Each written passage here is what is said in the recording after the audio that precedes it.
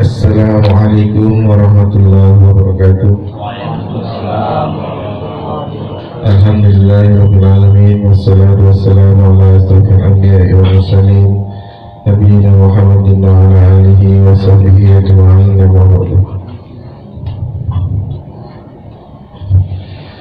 Alhamdulillah, puji syukur kepada Allah Subhanahu wa taala yang mana kasih tentang datangnya kepada kita semua sehingga kita semua dapat berkumpul malam hari ini di kajian rutin Jukuirah bersama Ustaz Muhammad Ihsan MHI, alumni sekolah tinggi Dirasah Al-Islamiyah Imam Syafi'i. Dan lupa salawat serta salam senantiasa tercurah pada junjungan kita Nabi Muhammad Sallallahu Alaihi Wasallam yang kita tunggu-tunggu syafaatnya dia berakhir. Aku berlama-lama lagi merah kajian pada malam hari ini. Kita mulai kepada beliau Ustaz Muhammad Ihsan MHI. Tafadhol maskur.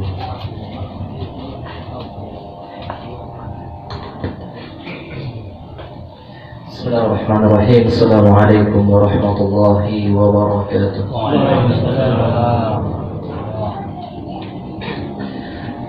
Alhamdulillahi wa kafa wassalatu wassalamu ala nabiyyina wa rasulina al-mustafa wa ala alihi wa sahbihi wa man ittaba'a al-huda amma ba'd. Allahumma 'allimna ma yanfa'una wanfa'na warfa'na bima 'allamtana wa zidna 'ilman وعملا وفقهنا في الدين واغفر لنا يا رب العالمين. Kaum muslimin dan muslimat hadirin yang semoga Allah Subhanahu wa taala senantiasa muliakan dan berkahi kehidupan kita. Alhamdulillahirabbil alamin. Puji dan syukur kita panjatkan kepada Allah Subhanahu wa taala atas segala kenikmatan yang Allah berikan kepada kita. Allah yang paling pantas untuk kita berikan, persembahkan pujian kita kepadanya, karena kemahasempurnaan Allah Subhanahu wa taala. Dialah zat yang menciptakan kita, dialah yang memberikan kita kehidupan. Tidaklah kita bisa hidup menikmati kehidupan pada malam hari ini kecuali itu semua atas nikmat Allah Subhanahu wa taala yang diberikan Allah kepada kita. Maka sangat pantas sekali kalau seandainya kita selalu basahi lisan kita ini dengan ucapan Alhamdulillah. Kita puji Allah Subhanahu wa ta'ala, kita bersyukur kepada Allah. Kemudian salawat dan salam semoga Allah Subhanahu wa ta'ala senantiasa untuk melimpahkan salawat dan salam tersebut kepada manusia atau makhluk yang paling mulia yang diciptakan oleh Allah Subhanahu wa taala, yaitu baginda Nabi Muhammad sallallahu alaihi wasallam. Dan semoga salawat dan salam tersebut juga Allah limpahkan kepada para sahabat, keluarga beliau dan orang-orang yang senantiasa berusaha untuk istiqamah berjalan di atas sunnah-sunnah beliau sampai akhir zaman nanti. Hadirin yang semoga dimuliakan Allah Subhanahu wa taala, seperti biasa ya, setiap kali 2 pekan kajian kita akan membahas tentang hal-hal yang wajib diketahui oleh setiap muslim. Dan kita masih dalam pembahasan arkanul iman, rukun-rukun iman. Dan kita sudah bahas rukun iman yang pertama, kedua, ketiga, dan keempat. Yang pertama yaitu iman kepada Allah. Yang kedua iman kepada malaikat. Yang ketiga iman kepada kitab. Yang keempat iman kepada Rasul. Masih ingat pelajaran SD ya? Alhamdulillah. Dan pada malam hari ini insya Allah kita akan membahas ya, yaitu tentang rukun iman yang kelima, yaitu iman kepada hari akhir, iman kepada hari pembalasan. Dan iman kepada hari akhir ini, Bapak Ibu rahimakumullah, ya, hadirin yang semoga dimuliakan Allah Subhanahu wa taala, sangat penting untuk kita imani. Karena kita lihat bagaimana Allah Subhanahu wa taala seringkali dalam Al-Qur'an itu menggandengkan antara iman kepada Allah dan iman kepada hari akhir, iman kepada Allah, iman kepada hari akhir. Karena iman kepada hari akhir ini akan menjaga amal-amal kita. Iman kepada hari akhir ini akan membuat kita senantiasa mematuhi segala perintah-perintah Allah Subhanahu wa Ta'ala. Kebanyakan atau seringnya kita lalai dari perintah Allah atau mudah tergoda untuk melakukan hal-hal yang dilarang oleh Allah Subhanahu wa Ta'ala. Sebabnya paling besar adalah karena kita tidak atau kurang mengimani hari akhir. Terjebak dengan slogan hidup cuma sekali. Hidup cuma sekali. Sehingga kalau hidup cuma sekali harus dimanfaatkan gitu. Sehingga terciptalah hidup yang foya-foya itu. Ya, sehingga apa? Ketika dinasihati itu haram, dikit-dikit haram ya. Hidup cuma sekali, ini mati gitu. Hidup cuma sekali, maka harus dinikmati gitu. Nggak usah pikirkan haram halal gitu. Yang penting kita bisa menikmati hidup. Nah itu masalahnya, terjebak dengan kata-kata hidup cuma sekali. Padahal Allah Subhanahu wa Ta'ala telah jelaskan bahwasanya hidup tidak sekali. Hidup itu berapa kali? 4 kali. Berapa kali? 4 kali ya? Ini lebih.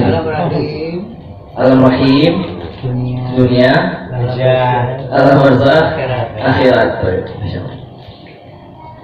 Tapi berapa kali matinya itu Pak? Matinya sekali. Hidupnya 4 kali. Matinya cuma sekali. Hidup 2 kali, mati Sekali. Mati berapa kali? 2 kali. Sekali mati sekali. Kalau kita artikan kematian itu adalah ketika kita tidak memiliki nyawa, maka kematian 2 kali. Sebelum ruh ditiupkan, itu kematian yang pertama. Kemudian ruh ditiupkan, itulah kehidupan yang pertama. Itu kehidupan dari rahim sampai sekarang itu kayak satu kehidupan. Ya. Kemudian setelah itu dicabut lagi nyawa kita, maka kita mengalami kematian yang kedua.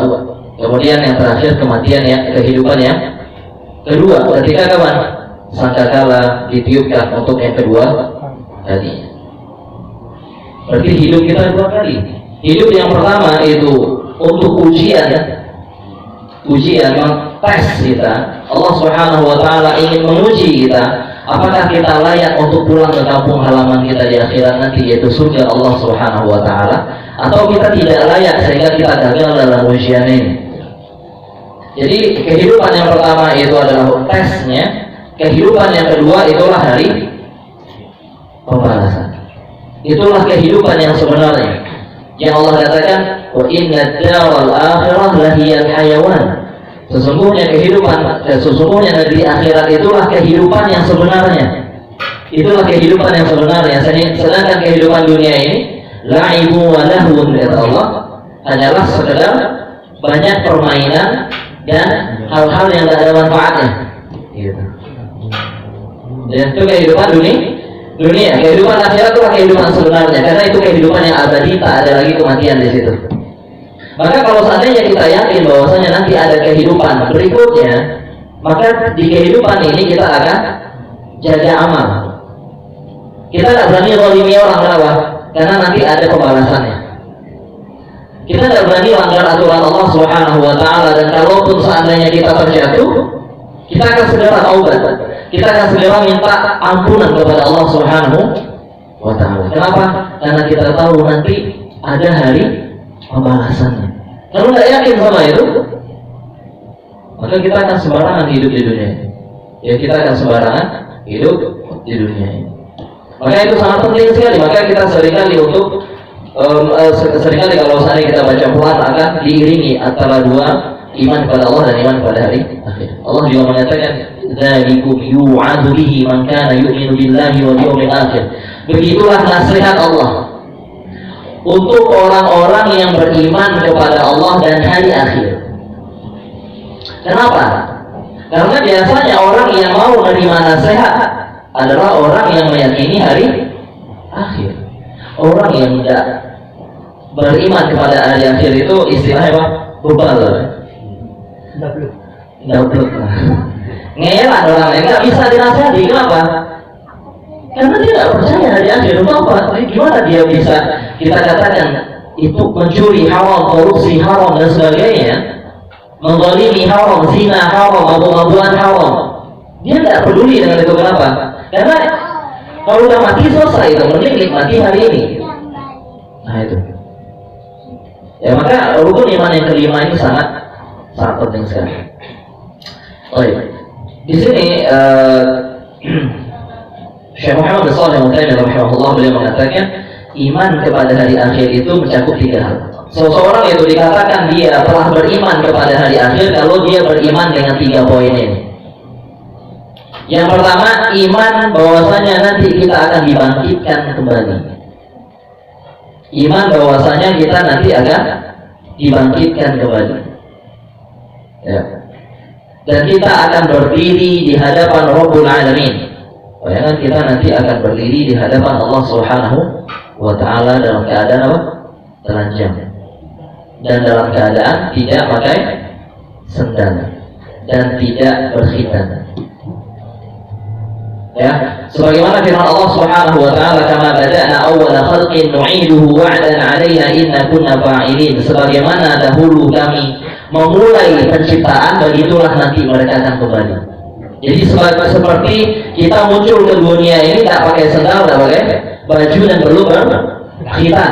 Begitu juga Allah Subhanahu wa Ta'ala kembalikan kita, Allah hidupkan kita kembali dalam keadaan tidak memakai baju, tidak memakai sendal dan belum berkhitan. Kebayang bahwasanya nanti laki-laki melihat perempuan, perempuan melihat laki-laki tidak memakai busana. Dalam pikiran dunia kita gimana itu? Dalam pikiran dunia kita gimana kehidupan besok itu? Telanjang kita semua gitu. Ya. Maka Aisyah radhiyallahu anha pernah menanyakan ini kepada Rasulullah SAW. Rasulullah, gimana? Laki-laki bukan nanti dia lihat perempuan, perempuan lihat laki-laki. Kalau seandainya nanti dikembalikan kita seperti itu, apa kata Nabi SAW? Kejadian di hari itu lebih berat sehingga membuat mereka tidak lagi tergoda untuk melihat wajah saya. Kebayang nanti hari akhirnya gitu tuh. Kita sekarang sedarurat-daruratnya kalau seandainya lihat lawan jenis tak pakai baju kan itu. Seberat-beratnya ujian ya. Lihat lawan jenis tak pakai baju gimana? Nah, masih ada syahwatnya gitu. Maka bayangkan nanti di pada hari akhir ketika Nabi SAW mengatakan kejadian hari itu membuat mereka tidak lagi tergoda untuk melihat lawan jenisnya. Enggak kebayang ya? Enggak kebayang. Dalam banyak hadis Nabi SAW menceritakan bagaimana matahari didekatkan jarak 1 mil di atas kepala kita. Jaraknya 1 mil di atas kepala kita. Sekarang matahari berapa jaraknya?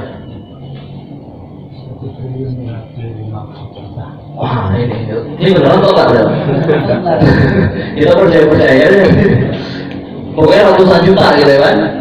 Kilometer berapa lah kata para ahli. Panas hari ini? Panas. Padahal matahari udah tenggelam. Mataharinya tenggelam dengan jarak sejauh itu masih kita merasakan panas. Ini mataharinya 1 mil di atas kepala. Dan kita menunggu, kata Nabi SAW di hadis yang lainnya, manusia itu menunggu merenungi segala kesalahannya selama 50.000 tahun. 1 hari akhirat 50.000 tahun. Sekarang hidup berapa tahun paling panjang? 70, 80. Siapa manusia terlama hidupnya? Enggak, yang sekarang 100-an tahun. Bandingan dengan 50.000 tahun. Maka orang yang cerdas adalah orang yang mau dia bersabar 100 tahun untuk bisa mendapatkan kenikmatan abadi yang kita hidup di padang mahsyar aja 50.000 tahun.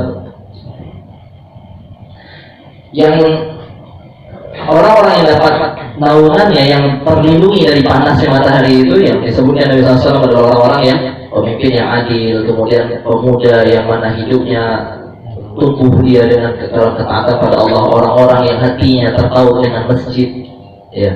Orang-orang yang rela bersabar dalam kehidupan dunia ini, dia rela tahan panasnya syahwatnya, maka nanti pada hari akhir Allah Subhanahu wa taala akan balas dengan apa? Allah akan lindungi mereka dari panasnya matahari. Dalam hadis yang sahih diceritakan Nabi SAW.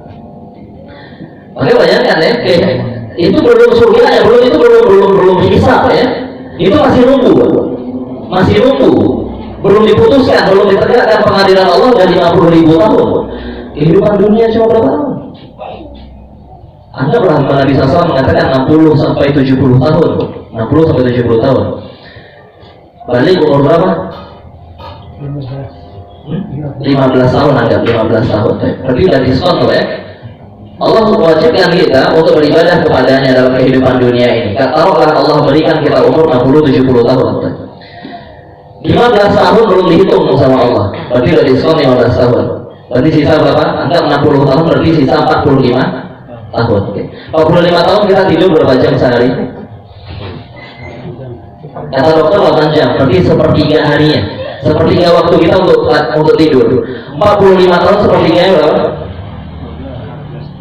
15 tahun lagi. Okay. Berarti dari 60 tahun kita cuma disuruh ibadah sama Allah 30 tahun. 30 tahun lagi dikorting sama Allah. 30 tahun lagi dimaafkan.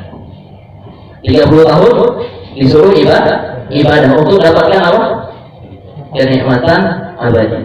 Mana yang cerdas? Nah, maka pikirlah siapa yang cerdas itu. Orang yang menghabiskan, tak mau dia ikut aturan Allah di dunia ini, dia rela korbankan akhiratnya untuk dunianya, ya. Ataukah orang yang rela sabar di dunia ini untuk dapatin kenikmatan yang abadi. Nah, jadi itulah kehidupan, dan itulah kehidupan akhirat. Kita harus imani bahwasanya kita akan dibangkitkan. Allah berfirman, "Tsumma innakum ba'da dzalika lamayitun." Kemudian setelah kehidupan itu Allah akan matikan kalian.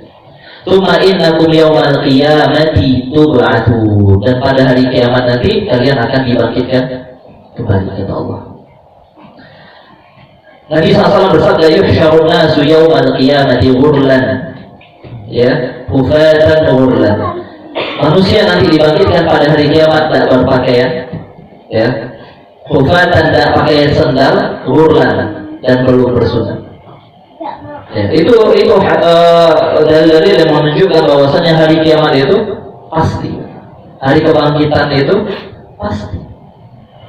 Ya, dan ini disepakati oleh kaum muslimin. Orang yang mengingkari adanya hari berbangkit, hari kita dibangkitkan kembali, maka kata para ulama mereka keluar dari Islam. Kenapa? Karena tidak percaya dengan apa yang difirmankan oleh Allah Subhanahu wa ta'ala.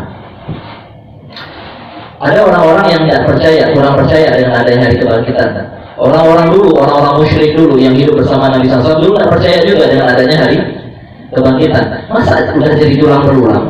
Udah jadi tulang berulang kita dibangkitkan kembali, kata mereka. Aidza kunna idhaman, apakah kita ketika jadi tulang berulang lalu dibangkitkan lagi sama Allah, itu mustahil kayaknya. Maka Allah Subhanahu wa ta'ala seringkali mencontohkan kepada kita bagaimana Allah Subhanahu wa ta'ala mengingatkan kita tentang penciptaan yang pertama. Dulu kita tidak ada. Kemudian Allah jadikan ada. Mana yang lebih sulit? Mengadakan sesuatu yang tidak ada atau merecycle, atau permak-ulang barang yang rusak? Mana lebih sulit? Dari sesuatu tidak ada contoh sebelumnya, tidak ada sama sekali, jadi ada. Nah sekarang coba merubah tulang ini kembali ke bentuk awalnya. Mana yang lebih sulit?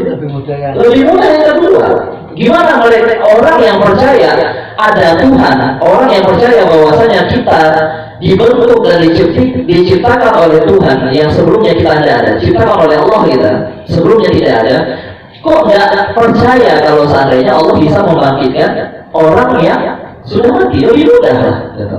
Itu lebih mudah, kata Allah Subhanahu wa ta'ala. Ya, ini yang pertama harus kita imani bahwasanya hari kebangkitan itu ada. Kemudian setelah itu apa yang diimani dari hari akhir ini? Kebangkitan itu untuk apa? Untuk sebagai hari pembalasan. Dan itu yang harus kita yakini kedua tentang hari kebangkitan, bahwasanya nanti kita akan dibangkitkan oleh Allah Subhanahu wa taala untuk dibalas. Dan disinilah nampak nama Allah Subhanahu atau sifat Allah adalah Maha Adil. Maha Adil. Kalau seandainya tidak ada hari pembalasan, maka Allah sangat tidak adil. Berapa banyak kezaliman, betapa banyak kezaliman yang tidak kita dapatkan dalam kehidupan, yang tidak kita dapatkan hak kita kembali di kehidupan dunia. Dan betapa banyak orang yang meninggal karena dizalimi oleh orang lain. Kalau seandainya seperti itu, akhirnya tidak ada hari kebangkitan, tidak ada hari pembalasan, kan Allah tidak adil. Tidak adil. Ini orang zalim. Ini orang zalim. Kok dibiarkan? Tidak mungkin, mustahil. Allah yang Maha Adil, pencipta kita akan lebih adil daripada ciptaannya. Manusia itu punya sifat adil. Tidak mungkin Allah tidak adil. Tidak mungkin yang ciptakan tidak adil. Maka Allah itu sangat-sangat adil. Maka hari kebangkitan ini dan hari pembalasan ini untuk membuktikan kemahaadilan Allah Subhanahu wa taala. Maka di sini antara dua ya. Yang pertama ada rasa senang, yang kedua ada rasa takut. Senang dari sisi apa? Bahwasanya kita yakin bahwa kita ini hak-hak kita yang diambil dari kita itu pasti akan kita dapatkan. Itu pasti akan kita dapatkan, pasti. Tidak mungkin tidak ada hutang yang belum dibayarkan. Ini nggak usah sedih. Ya, ketika kita nagih hutang ya, yang dihutangi kok lebih galak daripada yang mengutangin gitu ya, nggak usah sedih. Bahwasanya nanti ada hari pembalasan dan membuat orang-orang yang menzalimi takut. Maka Nabi SAW dalam sebuah hadis mengatakan, "Man kana lahu inda akhihi mazlamatun," siapa yang ada kezaliman pada saudaranya, siapa yang dia ambil hak saudaranya sampai sekarang belum dia kembalikan, ya, falyastahillal yaum, minta dihalalkan sejak hari ini, minta maaf sejak hari ini.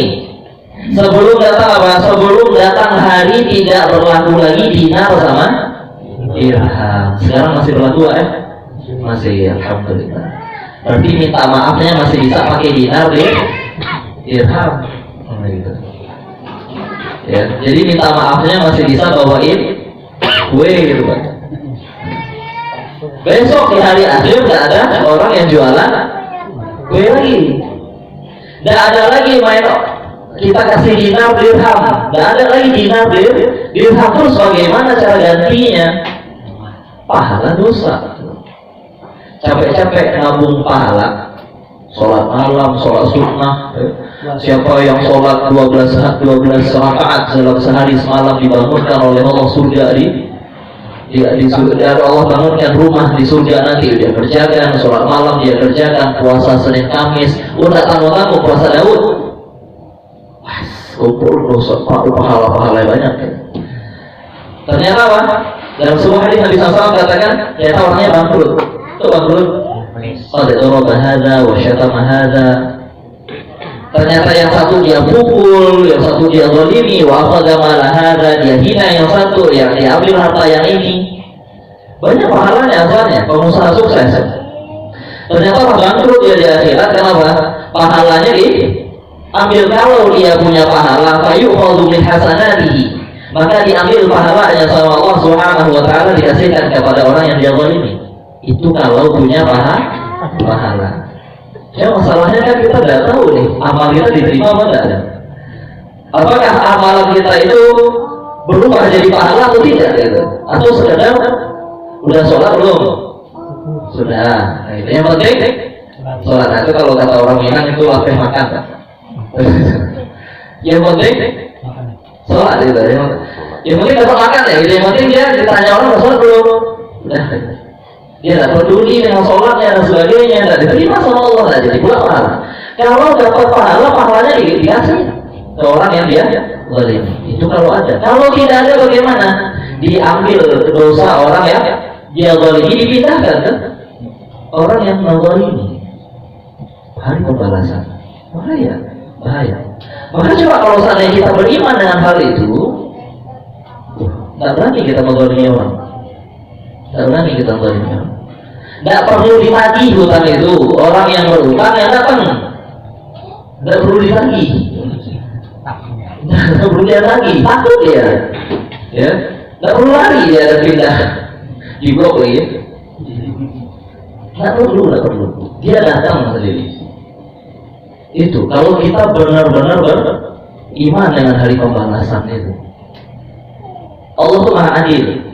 Makanya dalam hadis yang mungkin ini menjadi berat ya untuk kita jalankan adalah ketika Nabi Shallallahu Alaihi Wasallam mengatakan ya, kepada para sahabatnya, menasehati para sahabat ketika itu Nabi SAW menceritakan bahwasanya nanti akan datang pemimpin-pemimpin ya, qulubuhum syayatin, hati mereka itu hati setan, fi jusmani ins, di bangkai manusia, bangkai manusia, rangkanya manusia, tapi hatinya dalamnya setan lagi.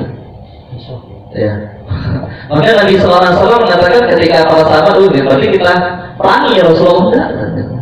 Selama mereka masih sholat, jangan. Terus gimana? Ya, adu ma'alaikum, ya, adul haqqal ladzi 'alaikum, penuhi hak-hak mereka yang wajib kalian tunaikan, was'alullaha haqqakum, sedangkan hak kalian minta sama Allah.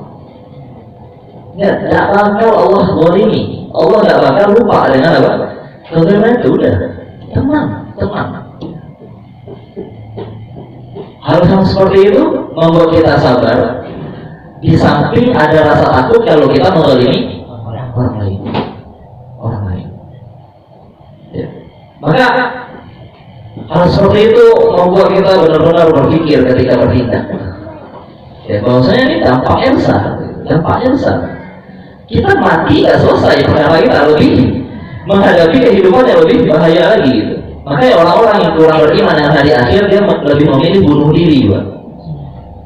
Karena dia merasa kalau dia bunuh diri selesai masalahnya. Ternyata masalahnya lebih banyak.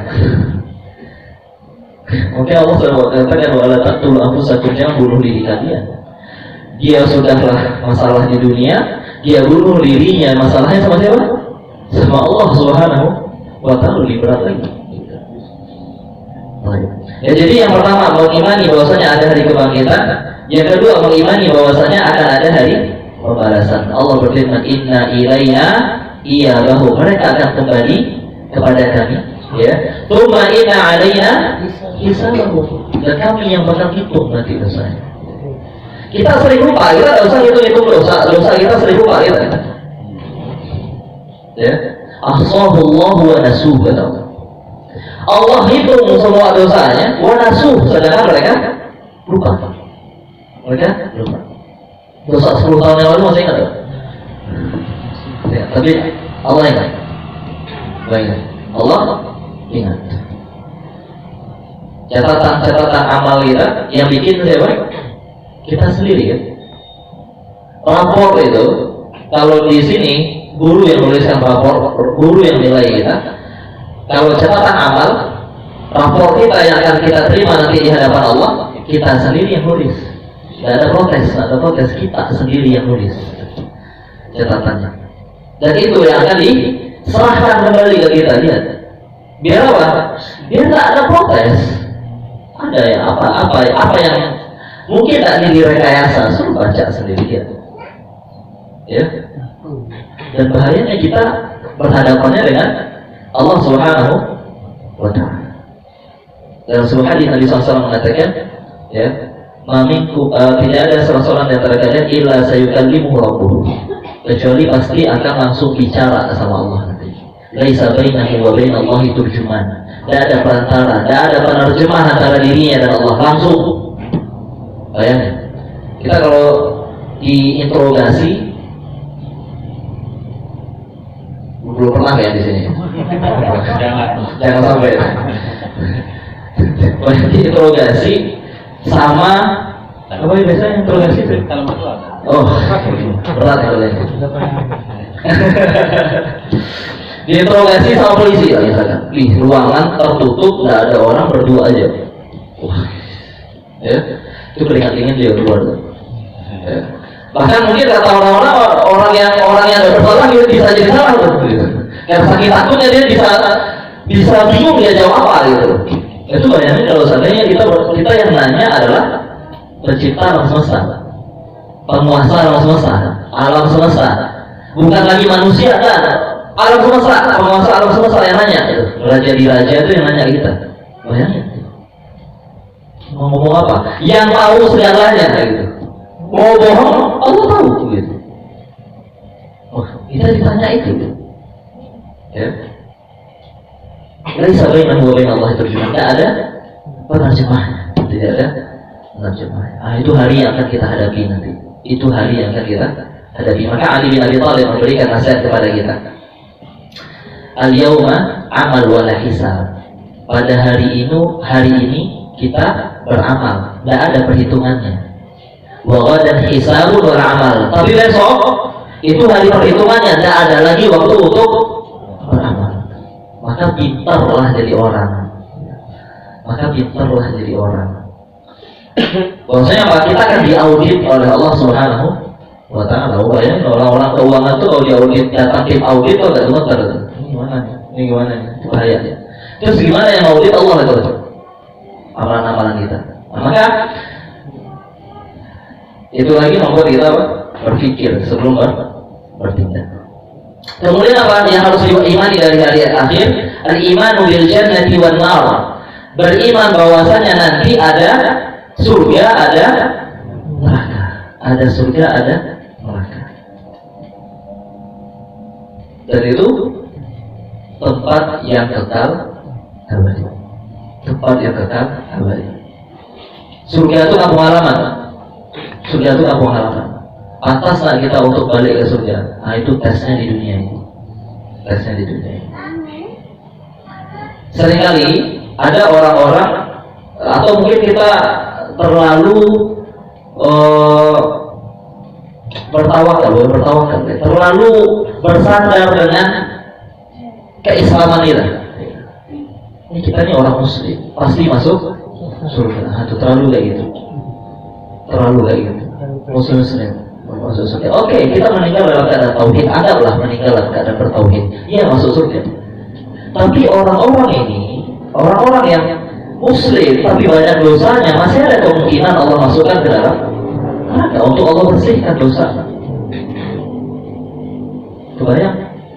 Jangan sampai kita bilang, oh tak apa-apa di neraka sehari 2 hari. Seharinya akhirat itu 1000 tahun dunia. 1000 tahun dunia. Itu dulu yang kita bagi. Yang kedua, azab yang paling ringan di neraka adalah apa azabnya? Memakai sandal api. Ketika dipakai mendidih otaknya. Mendidih otaknya, ubun-ubunnya itu mendidih kepalanya. Sandalnya di bawah mendidih sampai apa ya itu? Bukan otaknya apa yang ini, itu permisalan yang sangat ini kan. Ketika otaknya mendidih berarti di bawahnya hancur lah. Otaknya saya mendidih. Itu yang paling ringan. Dan kita belum tahu dapat yang paling ringan. Bisa jadi tengah-tengah tuh. Dari di ujung kita di tengah-tengah bisa jadi. Gitu. Mau berapa sehari? 2 hari? Mau kita untuk mampir dulu neraka? Gitu. Bahaya itu yang kita pikirkan. Ada orang-orang yang tertipu dengan ampunan Allah. Allah Maha Pengampun. Iya, Allah Maha Pengampun. Tapi Allah Maha Pengampun untuk orang yang pantas dapat ampunan Allah. Dia orang Allah Maha Pengampun katanya, tapi dia tidak pernah taubat sama Allah. Tidak pernah minta maaf sama Allah. Gimana mau diampuni orang seperti ini? Allah Maha Pengampun, tapi Allah Maha Adil. Allah Maha Penyayang, tapi Allah Maha Adil. Kasih sayang Allah itu sempurna. Kasih sayang Allah itu tidak akan membuat Allah menzalimi hambanya. Beda sama orang tua ya, beda sama kita itu. Kasih sayangnya manusia itu bisa jadi apa? Membuat dia zalim. Kasih sayangnya ada cacatnya. Anak kita berantem sama anak tetangga, nah, gitu. Ya, itu yang dimarahin nanti anak tetangga. Karena kasih sayang kita ada sama anak kita ini, yang membuat kita menzalimi orang lain. Gitu. Beda sama Allah Subhanahu wa Ta'ala. Kasih sayang yang sempurna, kasih sayang yang diiringi dengan kesempurnaan keadilannya. Sangat tidak adil Allah Subhanahu wa Ta'ala, dan Allah tidak mungkin seperti itu. Allah Maha Suci, ya. Ketika apa? Kita capek ibadah, gitu. Kita beribadah pada Nabi Muhammad SAW, beribadah, diusir dari Mekah dan sebagainya. Ternyata ketika di surga sampingnya ada Abu Jahal. Gimana ya ceritanya?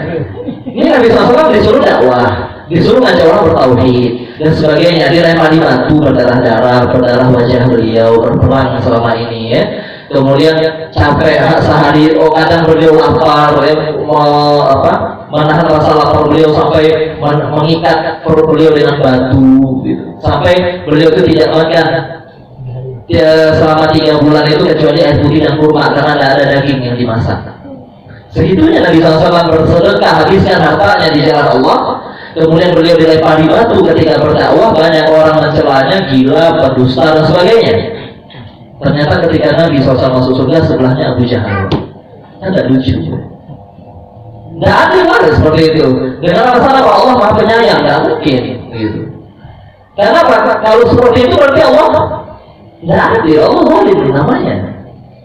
Dan mustahil Allah melakukan hal itu. Makanya ada orang-orang yang pantas mendapatkan surga, ada yang orang-orang yang Allah hukum karena keadilan Allah Subhanahu wa Ta'ala. Maka jangan sampai tertipu dengan ampunan Allah. Makanya ada sebuah syair mengatakan, tasilu dhunuba ila dhunubi wa tartaji darjal janani wa fawzal abidi. Engkau menyambung dosa dengan dosa lainnya setiap harinya, lalu masih berharap bisa masuk surga dan menjadi hamba yang dimenangkan oleh Allah Subhanahu wa Ta'ala. Wa nasita, dan engkau lupa annallaha akhraja Adama, Allah mengeluarkan Adam minha ila dunya bidzamin wahid, dari surga ke dunia hanya karena satu dosa. Bayangkan, kita ngerjain dosa setiap hari tapi pede bilang gampang masuk surga. Kita lupa dulu kakek kita dikeluarin dari surga hanya disebabkan satu dosa. Adam keluar dari surga itu gara-gara satu dosa. Kita banyak dosa masih pede bisa masuk surga. Kan aneh gitu. Adam keluar itu gara satu dosa. Apa dosanya Adam? Syirik? Bukan. Dosanya apa? Makan buah yang dilarang Allah Subhanahu wa Ta'ala. Yang dibilang iblis itu buah khuldi. Jadi buah khuldi itu namanya iblis, buah kekekalan artinya. Itu dilarang, dan katanya kau itu dilarang itu karena Allah tidak mau kau kekal. Oh, dia makan. Cuma makan buah yang lagi tak makan yang dilarang, minum yang dilarang. Masih pede dengan apa? Saya harus surga, saya harus surga, gimana gitu ceritanya? Makanya kita lihat para ulama atau para sahabat dulu, kalau kita paham konsep ini, barulah kita tahu kenapa dulu para sahabat sangat takut sekali masuk neraka Allah. Umar itu ketika mau meninggal, banyak orang datang menghiburnya, mau membuat kabar gembira, dan yang sampai putus asa ketika sebelum meninggal.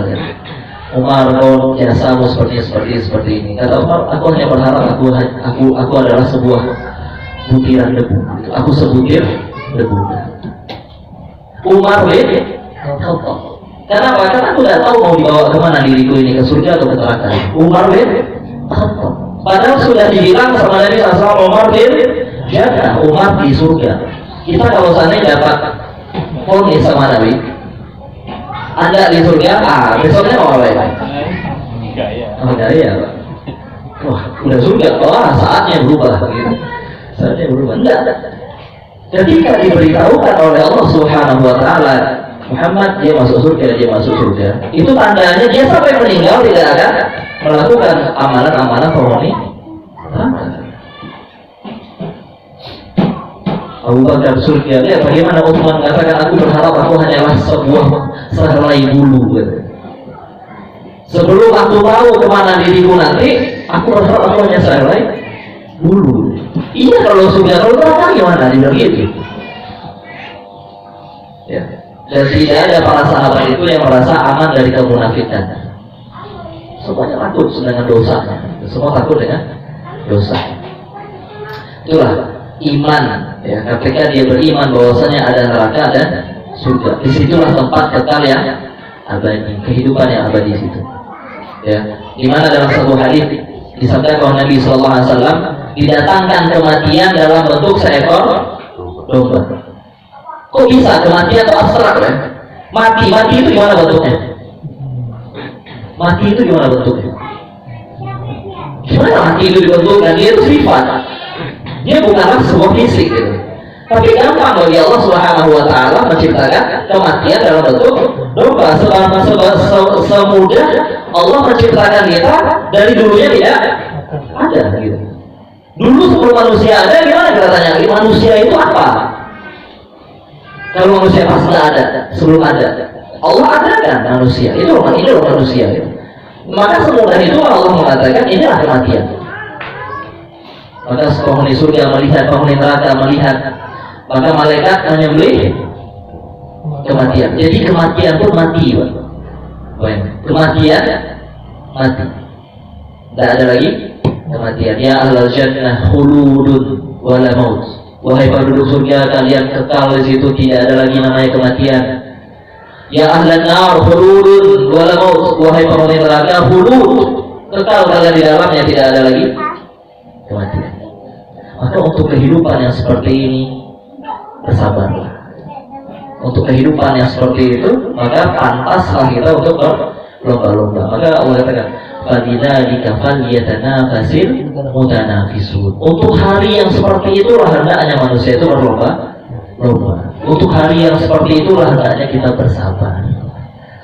Sabar. Kok ini tidak boleh? Ini memang ujian loh. Dunia itu apa? Ujian. Kok tidak boleh minum khamar, mabuk-mabukan di dunia ini? Memang ujiannya itu. Nanti di surga ada khamarnya, tapi tidak ada khamar yang memabukkan. Tahan. Jangan tergoda. Untuk apa? Kehidupan yang kekal abadi. Itu yang harus diyakini, yang membuat kita terhalang dari dosa.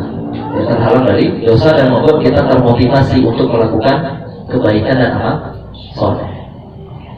Maka apa yang membuat kita beda dengan para sahabat dulu, para orang-orang soleh terdahulu? Keyakinan mereka terhadap hari akhir. Keyakinan mereka dan keimanan mereka itu yang membedakan. Bagaimana bisa Abu Bakar As-Siddiq mensedekahkan semua hartanya zaman itu? Bagaimana Umar bin Khattab bisa mensedekahkan setengah hartanya di jalan Allah? Tidak boleh lagi ya orang untuk meniru Abu Bakar tidak bisa. Tidak boleh lagi. Kenapa? Umar saya tidak bisa, masa kita bisa? Oh bisa kan? Bisa. Besok tak sedekahin semua harta. Ya, tapi hari keduanya nyesal ya. Disedekahin semua itu. Karena kita tidak mungkin bisa seperti imannya Abu Bakar. Ya ada nyesal-nyesalnya Abu Bakar seperti itu. Umar setengah hartanya sanggup. Kenapa mereka sampai segitu? Kenapa ada para tabi'in yang sholat malam dari ibadah Isya sampai subuh? Dari ibadah Isya sampai subuh. Utsman bin Affan diriwayatkan beliau itu pernah khatam Quran 30 juz dalam satu rakaat sholat malam. Ya, orang-orang yang lancar bacaannya, para qori yang lancar bacaannya, tajwidnya bagus itu, ketika membaca cepat itu, mereka bisa selesaikan 7 jam berarti. Jadi 8 jam yang dikatakan dokter kita tidur itu, Utsman sholat malam situ. Bengkaknya kaki Nabi Sallallahu Alaihi Wasallam. Kok bisa? Untuk hari-hari seperti ini. Itu yang mereka persiapkan. Makanya ketika ditanyakan kepada Imam Ahmad bin Hanbal rahimahullah, ya Imam Ahmad, mata roha. Wahai Imam Ahmad, kapan kita istirahat? Kapan kau istirahat Imam Ahmad? Kata Imam Ahmad, inda awali qadamin wada'tuha fil jannah. Ketika langkah pertamaku di surga, itu istirahat. Lanjut. Imam Ahmad ditanya kapan istirahatnya, ketika aku jejakkan kakiku pertama kali di surga. Itu saat istirahat. Ya, Masya Allah. Jadi iman-iman seperti itu ya. Wah, ternyata membuat kita akhirnya sadar diri. Ya, sadar diri. Ya, yang kita kalau seandainya kita lihat orang-orang sekitar kita, oh, kayaknya amal kita udah banyak nih. Gitu. Ya, kita lihat orang-orang sebelum kita itu, orang-orang yang seperti itu. Lihat bagaimana mereka dengan ada orang yang beribadah dengan ilmunya, ada orang yang beribadah dengan sholatnya, ada orang. Imam Syafi'i rahimahullah pernah tidak tidur semalaman. Kenapa? Mempelajari satu hadis. Untuk mempelajari satu hadis.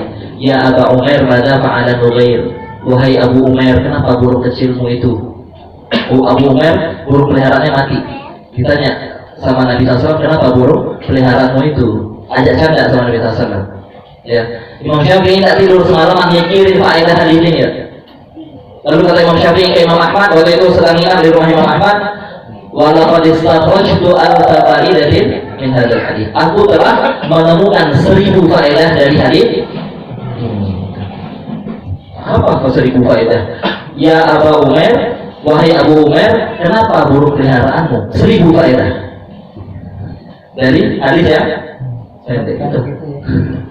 Ya, ada orang yang ibadahnya dengan ilmunya, ada orang ibadah dengan sedekahnya, ada orang yang ibadah dengan puasanya, ada orang yang ibadah dengan apalagi jihadnya, ada orang yang ibadah dengan hartanya, ada orang yang ibadah dengan sholatnya, puasanya dan sebagainya. Dan ada orang yang ibadahnya dengan gabungan semuanya walaupun jarang. Ya seperti Abu Bakar Siddiq. Gabungan semua. Untuk apa mereka bisa rela capek di situ tuh apa? Untuk kehidupan akhirat. Ya, untuk kehidupan akhirat. Sebagaimana ketika pas kecil, orang tua itu selalu nasihati anaknya, rajin belajar, nasihatin, disekolahin sama orang tua dan sebagainya. Untuk apa? Untuk apa tuh rela atau disuruh capek-capek belajar sampai ketol tuh apa ya? Belajar. Ya, jangan bolos sekolah dan sebagainya. Kenapa disuruh seperti itu? Dan dibiayai itu. Mau berapa puluh juta masuk sekolahnya, tak biayai, kata orang tua. Untuk apa itu, Pak? Kehidupan masa depan. Nanti kalau anaknya gede, hidupnya lebih baik. Saya sering sampaikan itu. Ya, dan untuk pengingat kita semua. Yakin kita ada masa depan ya? Yakin kita akan ada masa depan ya? Ketika dia mau wisuda meninggal ya? Ketika mau wisuda meninggal ya? Mana masa depan yang kita persiapkan itu? Yang dari SD kita sudah dia belajar, kita biayai uang sekolah ya semua pas mau wisuda dia mau kerja nih meninggal. Padahal kita siapkan dia ini untuk dapat kerjaannya layak kan, sehingga dia hidupnya baik kan, itu tujuannya. Kita tidak sempat kerja, meninggal dia. Terus uang ini kemana? Dan belajar yang kita suruh selama ini mana gitu? Ya. Tapi kan harapan ya. Kita harapannya kalau seandainya dia hidup panjang nanti dia bisa survive dalam kehidupan ini, dia bisa menjalani kehidupannya dengan baik. Iya bagus itu. Maka sesuatu yang tidak pasti kita persiapkan sedemikian rupa. Kok sesuatu yang pasti tidak kita siapkan? Kematian itu pasti. Siapa yang nggak percaya sama mati? Nggak ada. Orang yang percaya Tuhan itu percaya mati. Karena nyata dia. Kematian itu pasti akan menghampiri setiap nyawa. Apa yang kita percaya? Sesuatu yang tidak pasti kita persiapkan sedemikian rupa. Sesuatu yang pasti kita lupakan. Maka bercerminlah kita, apakah kita memang pantas disebut cerdas atau tidak. Ketika kita sesuatu yang belum pasti kita persiapkan sedemikian rupa, kita rela keluarkan banyak harta kita, tenaga kita dan sebagainya, tapi untuk sesuatu yang pasti kita lalai, kita lupakan. Ya, maka iman kepada Allah ini sangat penting, sangat penting. Maka bisa dipastikan kalau ada orang anak muda lebih banyak sekarang ya, ketika dinasihati, misalkan anak-anak sekarang dinasihati, dia sulit untuk menerima, yakinlah karena dia tidak percaya adanya hari akhir, tidak percaya, sehingga dia hidup seenak hatinya. Memang itu karena apa? Hidup cuma sekali itu tadi, sehingga dia emang lah, ya udah dikasih hidup kok nggak dinikmati, aduh. Kadang dia ada aja dari anak-anak sekarang itu, ya. Itu tanda syukur kita, dia bilang. Tanda syukur kita mensyukuri hidup. Bersyukur dia bilang. Bagaimana mensyukuri hidup? Maksiat ya. Terus dia ketika kita nasihati, ini tanda syukur dia bilang. Gimana tanda syukur? Lu kurang aja loh. Ya. Nah, itu. Ya, karena mereka tidak meyakini hari akhir. Dan itu keimanan seorang muslim. Ya, kita harus beriman bahwasanya hari akhir itu ada, kehidupan setelah kematian itu ada, tanda dan bukti keadilan Allah Subhanahu wa taala. Allah tidak lalai dari kezaliman, ya, dari kezaliman yang dilakukan oleh hamba-Nya, ya, pasti akan dibalas oleh Allah Subhanahu wa taala, dan orang-orang yang terzalimi pasti akan diberikan haknya oleh Allah Subhanahu wa taala. Dan setiap usaha yang kita keluarkan di dunia ini pasti akan kita lihat hasilnya nanti di hadapan Allah Subhanahu wa taala. Barakallahu fikum. Ada pertanyaan? Silakan.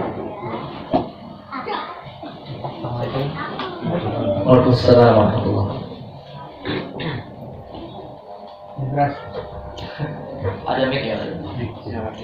Yang bawah.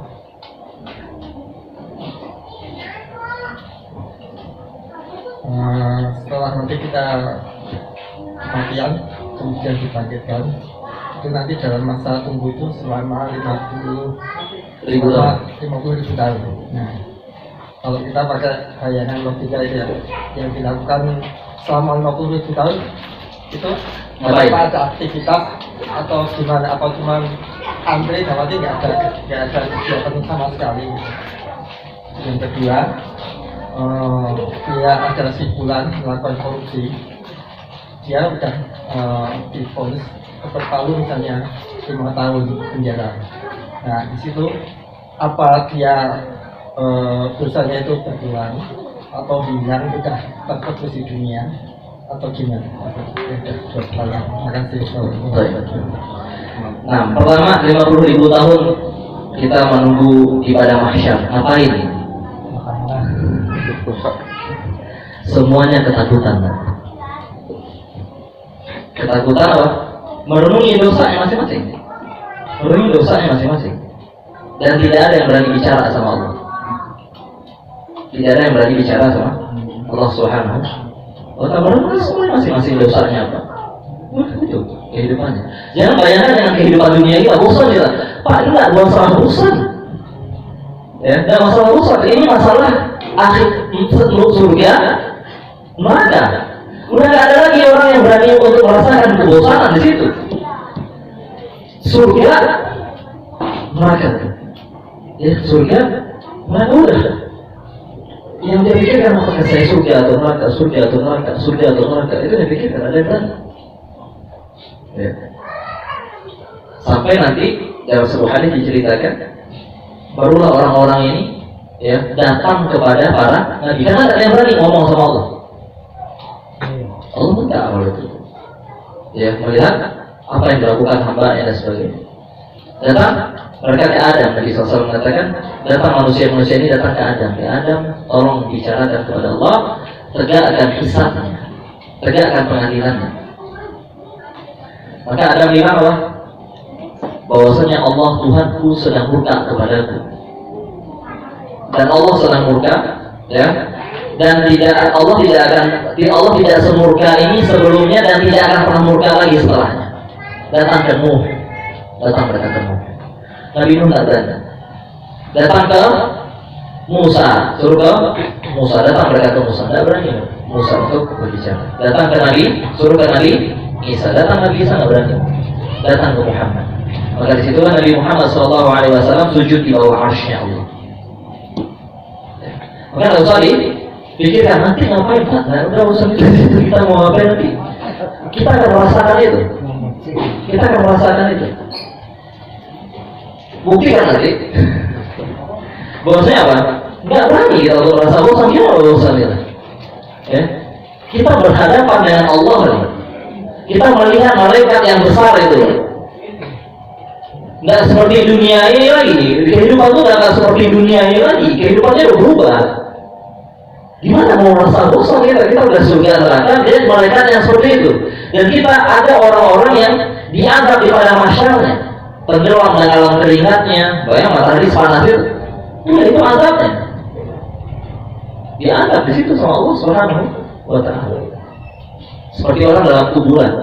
Seperti orang dalam kuburan, orang-orang yang meninggal sejak zaman Nabi Adam alaihissalam. Apa yang di kuburan? Nunggu. Nggak bosan dia. Bosan. Enggak, alamnya sudah berbeda. Kita tidak tahu. Ya. Dan rasa takut itu, jangankan kebosanan, melihat perempuan aja tidak berani. Maksudnya bukan tidak berani, kalau melihat perempuan aja tidak tergoda. Bayang itu, kayak mencekam itu ya keadaan saat itu. Melihat lawan jenis nggak pakai busana, itu tidak ada perbedaan hati kita. Bayang mencekamnya. Kejadian di hari itu. Kejadian di hari. Baik. Yang pertama yang kedua tadi, korupsi dihukum 5 tahun. Ya, 5 tahun. Apa kewajiban orang-orang yang mencuri itu adalah mengembalikan hak orang yang dizalimi. Mengembalikan hak orang yang dizalimi. Jadi misalkan ada orang mencuri ratusan juta, dipukul, dihakimi massa, dipukul, ya. Lepas ini dosa dia mencurinya belum, dia masih berkewajiban untuk mengembalikan ini harta ini atau minta maaf kepada orang yang dia zalim. Belum selesai. Kenapa? Urusan sama manusia itu sampai haknya kembali. Beda urusan sama Allah. Allah itu Maha Pengampun. Allah itu Maha Pengampun. Kita istighfar, kita bertaubat sama Allah, selesai. Tapi kalau dosa kita berhubungan dengan manusia, harus apa? Taubatnya minta dihalalkan, minta maaf, datangnya. Dia memaafkan atau kita kembalikan hak. Makanya bahaya kalau urusan sama manusia. Kalau sama negara, sama misalnya korupsi, jadi kita maafnya kan? Ya diumumkan atau diberikan hukuman untuk mengembalikan uang. Dipikirkan diri aja Pak Ustaz. Apa? Ya dipikirkan sendiri aja Ustaz. Enggak dipikirkan, disuruh kembali disuruh kembalikan harta yang dia ambil, ya. Atau dia bekerja untuk mengembalikan sejumlah harta yang dia berat untuk mengambil harta itu berat, ya. Mengambil urusan sama manusia itu, ya, sampai diridhoi oleh orang-orang yang dizalimi. Maka berhati-hati kita kalau seandainya dosa kita itu berhubungan dengan hak manusia. Hak sama Allah itu kita sujud minta ampun sama Allah Subhanahu wa Ta'ala, selesai. Ya, tapi kalau sama manusia, ya, harus dia umumkan, dia minta maaf, ya, dia harus berusaha mengembalikannya dan sebagainya. Sampai negara tertutupi kerugian yang disebabkan oleh dia. Nah, baik. Yang lain? Ya, Pak. Terima kasih Pak. Saya akan menanyakan tentang dosa. Tadi ada yang disebut tradisi itu. Kalau ada dalil yang berlawanan bagaimana Pak? Misalnya sifat Allah kan Maha Pengampun. Terus tadi para sahabat dosa satu saja sudah merasa ketakutan. Ya. Antara harapan Masuk masuk surga untuk perbanyak tobat atau perbanyak amal itu lebih ditekankan yang mana? Baik.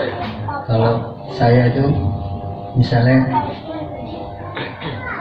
ngitungnya, kita itu menghitung diri kita itu amalnya apa, menghitung betapa banyak dosanya itu.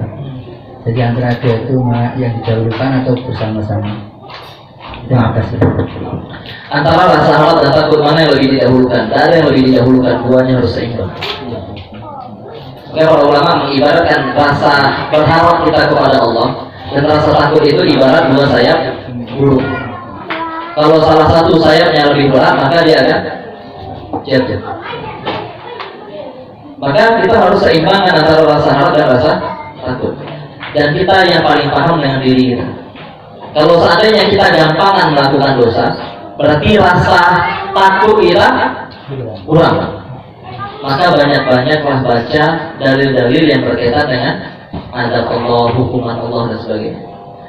Ada orang-orang yang rasa takutnya berlebihan, sehingga dia tidak bisa jalani kehidupan. Dia sedih aja, tidak bisa dia hidup itu tidak bisa. Maka banyak-banyaklah baca tentang bahwasanya rahmat Allah itu luas, Allah itu maha pengampun, Allah itu maha penyayang, sehingga seimbang. Makanya para sahabat itu mereka menggabungkan antara dua hal ini. Bagaimana cara menggabungkan dua hal ini? Ketika mereka melihat keagungan Allah, ketika mereka melihat kasih sayang Allah, ketika mereka melihat Allah itu maha menepati janjinya, Allah itu tidak akan menzalimi hambanya, Allah itu maha pengampun, Allah itu maha penyayang. Kasih sayang Allah kepada hambanya itu lebih besar daripada kasih sayang seorang ibu kepada anak. Timbul rasa harap. Timbul rasa harap. Yang mereka lakukan timbul rasa takut. Maka begitulah seorang muslim kehidupannya. Ada rasa harap, ada rasa takut. Ada rasa harap, ada rasa takut. Ketika melihat kasih sayang Allah timbul rasa harap. Ketika melihat dosa kita sendiri timbul rasa takut. Seperti itu kehidupannya. Sehingga ketika kita melakukan dosa muncul rasa takut. Apa yang kita lakukan? Bertobat pada Allah Subhanahu wa taala dan berharap Allah mengampuni dosa kita. Itu terus. Seperti itu kehidupan seorang. Tidak boleh ada yang lebih besar. Tidak boleh yang lebih besar. Makanya kita bisa lihat, kalau seandainya kita lihat orang ini, ada orang-orang yang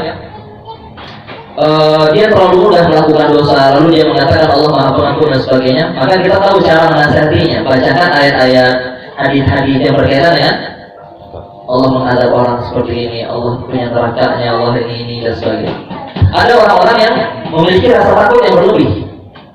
Ada orang-orang yang dosa sudah terlalu banyak, dosa saya sudah terlalu banyak, kayaknya Allah tidak mengampuni dosa saya dan sebagainya. Maka orang seperti ini diberikan rasa harap. Nah, yang di Riyadhus Shalihin,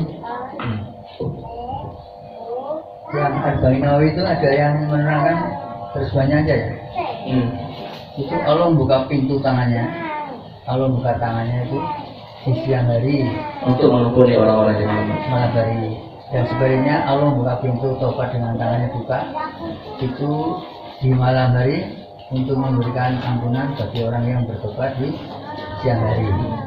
Itu hadis itu hadis tentang berfastabil khairat, apa asal aja salah itu biasa apa kan bisa nanti malam tahajud. Nah ini yang kita bilang tadi. Ini yang kita bilang tadi. Makanya memahami hadis ya, kita harus pada tempat. Ketika Allah Subhanahu wa taala mengatakan, Rasulullah SAW mengatakan Allah membuka tangannya di malam hari untuk menerima taubatnya orang-orang yang melakukan dosa di siang hari. Allah membuka taubatnya tangannya di siang hari untuk mengampuni dosanya orang yang melakukan dosa di malam hari. Ini menjelaskan bahwasanya pintu taubat Allah tidak pernah tertutup. Tidak pernah tertutup, itu yang harus kita pahami. Yang kedua, taubat itu ada syaratnya. Apa syaratnya? Menyesali itu yang paling penting. Kalau orang bilang gampang nanti kita buat dosa dulu, mabuk dulu sekarang, besok tinggal taubat, ini orang nyesal. Orang seperti ini diterima atau taubatnya? Tidak diterima. Tapi Allah menceritakan bahwasanya memang kita manusia itu akan selalu jatuh dalam dosa. Sebagaimana apapun, sesoleh apapun pasti kita akan melakukan dosa. Pasti kita melakukan dosa. Kita tobat sama Allah, ya Allah, menyesal kita. Kemudian kita bertekad tidak akan mengulangi dosa itu lagi. Ya. Kemudian kita minta ampun sama Allah. Sudah. Besoknya kita lakukan dosa. Lakukan hal yang sama. Lakukan hal yang sama. Makanya orang-orang soleh itu adalah orang-orang yang setiap hari dia taubat. Taubat itu nyesel. Kalau orang-orang sudah mengatakan gampang nanti taubat, nah, itu bukan taubat namanya. Itu meremehkan Allah namanya. Itu meremehkan dosa. Ya, nah. Terakhir. Moderator mana ya? Dibiarin ya.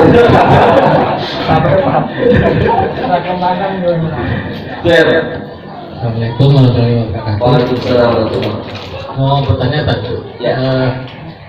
untuk saat ini apakah surga dan neraka itu udah diciptakan? Nah, Terus yang kedua itu kan pas di padang mahsyar itu umat para nabi itu posisinya di dalam surga apa ikutan di padang mahsyar? Soalnya kan si umat itu menghadap ke nabi untuk bicara sama Allah. Itu apakah surga dan neraka itu ada? Nabi Adam dikeluarkan dari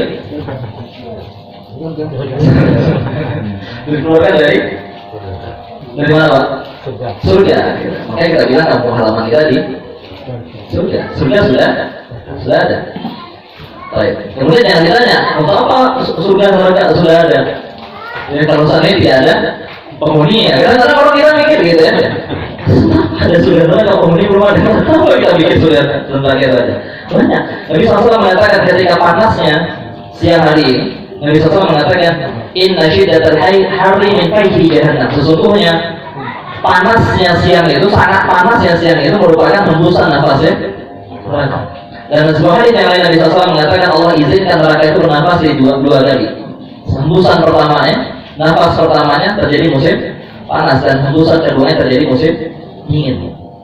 Jadi neraka itu ada tempat yang sangat dingin dan ada tempat yang sangat panas. Ya. Kemudian orang yang di atas kubur, maka dibukakan itu neraka, sehingga hawa neraka sudah dia rasakan. Orang-orang yang soleh di alam kuburnya Allah bukakan itu surga. Kemudian ketika Ramadan datang, Nabi SAW mengatakan dibukakan pintu-pintu surga, ditutup pintu-pintu neraka. Berarti surga neraka sudah ada. Allah juga mengatakan u'iddat lil muttaqin. Surga itu u'iddat lil muttaqin, telah disiapkan untuk orang-orang yang bertakwa. Sedangkan neraka Allah katakan u'iddat lil kafirin, telah disiapkan untuk orang-orang kafir. Berarti sudah ada dan sudah tahu manfaatnya. Jadi tidak usah ditanya untuk apa surga neraka ada sekarang. Nah, itu orang liberal biasa gitu. Ada aja yang dia protes itu. Allah, jadi apa yang Allah lakukan diprotes. Apa yang Allah situ? Yang dia harusnya ditanya apa? Amalan kita sudah sampai ke mau ke surga atau neraka, itu yang ditanya. Itu yang pertama. Yang kedua tadi itu para umat itu menghadap Nabi itu berarti di padang mahsyar. Padang mahsyar itu belum surga neraka. Padang mahsyar, di padang mahsyar, ya. Kemudian di padang mahsyar itu akan ada nanti pembagian catatan amal. Kemudian ada hisab, kemudian ada timbangan, kemudian Allah berikan kegelapan. Sehingga apa? Orang-orang yang tidak beriman sama Allah Subhanahu wa taala ini akan berjalan ke neraka Allah Subhanahu wa taala belakang. Sedangkan orang-orang beriman dia akan diberikan cahaya sesuai dengan amal ya, imannya. Baru di situ sirat. Sirat itu di atas neraka. Sirat itu di atas neraka. Maka Allah katakan, wa minkum ila wariduha, tidak ada di antara kalian satu pun kecuali akan mendatangi neraka. Ya, di mana? Di atas sirat. Di sirat itu nanti ada kail-kail yang bergerak-gerak, siap mengambil orang-orang yang. Jadi lewat sirat belum tentu Selamat. Nabi lewat duluan, kemudian Nabi SAW berdoa salim. Setiap Nabi berdoa atau umat ya salim, ya Allah selamatkan. Ya, dan orang berjalan sesuai dengan amalnya. Jadi akhirat itu patokannya apa lagi? Amal di dunia, bukan fisik lagi, tapi amalan di dunia. Bukan bagaimana dunia dulu dia fitnah, semakin sering dia goes, semakin kencang larinya di sana. Lagi amal, ada yang sekedip mata, ada yang secepat kilat, ada yang merangkak di bawahnya neraka, kebayang nggak?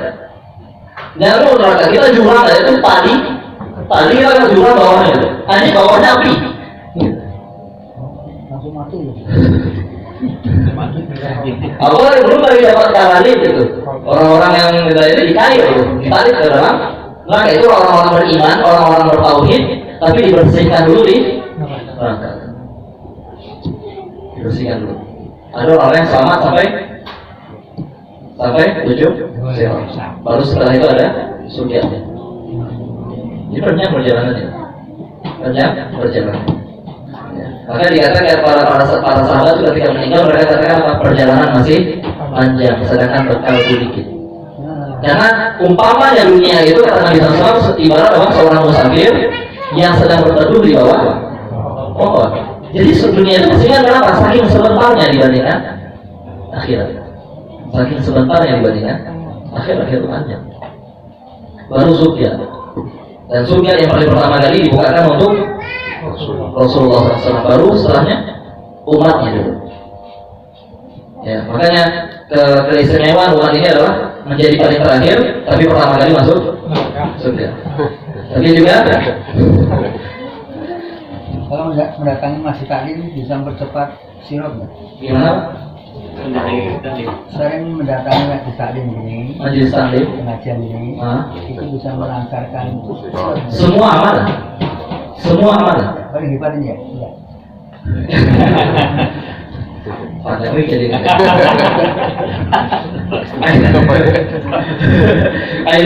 ilmu ya itu salah satu amalan terbaik.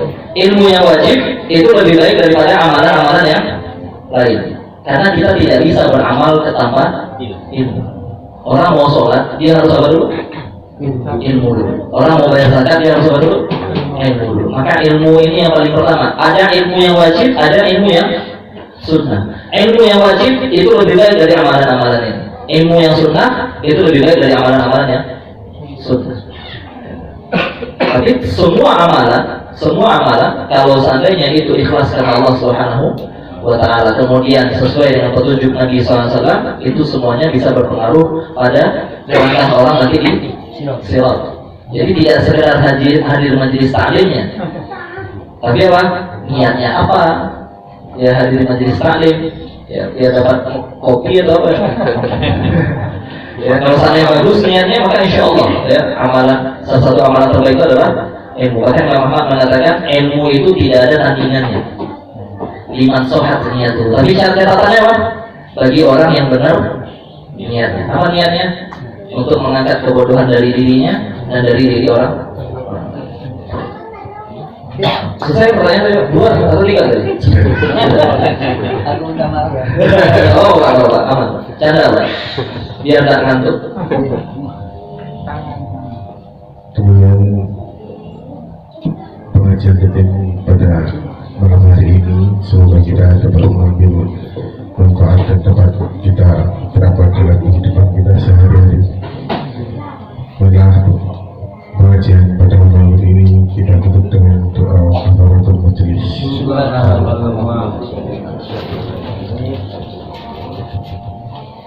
Kemudian kita berdoa, Assalamualaikum warahmatullahi wabarakatuh.